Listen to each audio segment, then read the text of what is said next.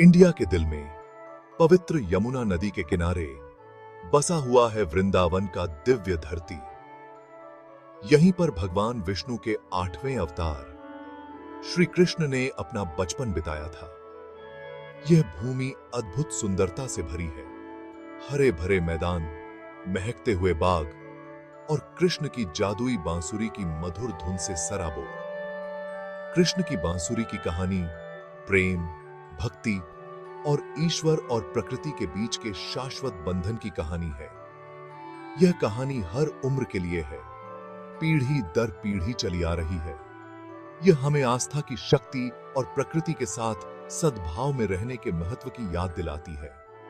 हमारे साथ इस सफर पर निकलिए और कृष्ण की बांसुरी के जादू को खोजिए।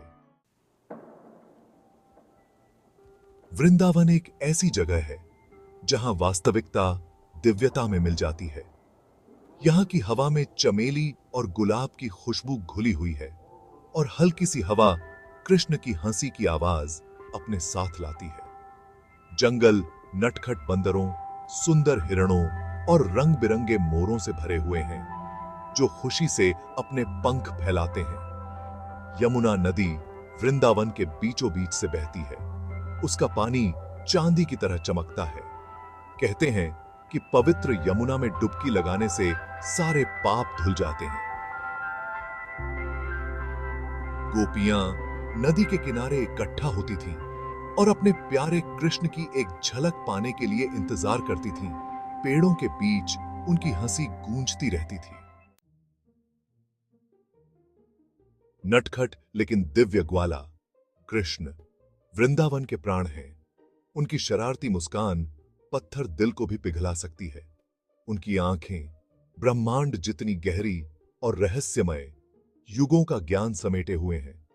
लेकिन उनकी बांसुरी, जो एक ही बांस के खोखले टुकड़े से बनी है, में एक खास तरह का जादू है।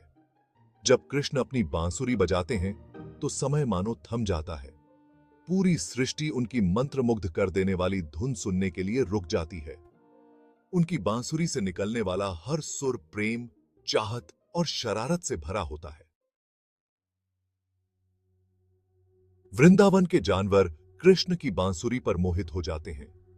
हिरन उनके चारों ओर इकट्ठा हो जाते हैं, संगीत से मंत्रमुग्ध। मोर अपने पंख फैलाकर रंग बिरंगा नजारा पेश करते हैं।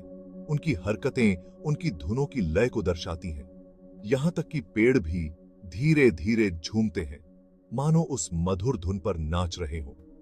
यमुना नदी भी मानो कृष्ण के संगीत का जवाब दे रही थी। उसका बहाव और भी कोमल हो जाता था। उसका पानी उनकी बांसुरी के सुरों के साथ साथ लहराता था, मानो सारी प्रकृति कृष्ण और उनके दिव्य संगीत के प्रति अपने प्रेम में एक हो गई हो। एक दिन कालिया नाम का एक विशाल सांप ने यमुना नदी को अपने जहर से जहरीला कर दिया। एक समय जो पानी बिल्कुल साफ था, वह काला और खतरनाक हो गया, जिससे गांव वालों और जानवरों के जीवन को खतरा पैदा हो गया। कृष्ण ने अपने प्यारे वृंदावन की दुर्दशा देखी तो उन्हें एहसास हुआ कि उन्हें कुछ करना होगा।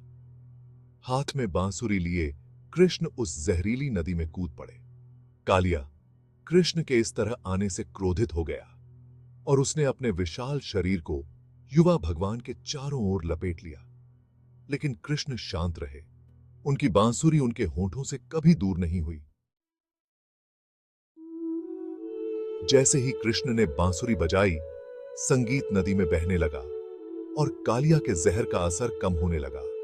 कृष्ण की दिव्य शक्ति से भरी धुन ने सांप को कमजोर कर दिया।